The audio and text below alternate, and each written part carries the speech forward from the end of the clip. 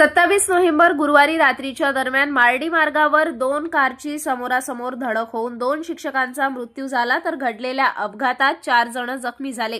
शिक्षिका वासंती अनिल सरोदे वय वर्ष 50 अर्जुन नगर आणि शिक्षक पंकज खुशाल मेश्राम वय वर्ष 30 तपोवन यांचा मृतात समावेश आहे। शिक्षिका वासंती सरोदे आणि त्यांचे पती अनिल हे त्यांच्या कारने आर्वीहून अमरावतीला जात होते। मार्डीजवळ कार विरुद्ध दिशेने येणाऱ्या स्विफ्ट कार क्रमांक MS04DW 0972 ला धडकली।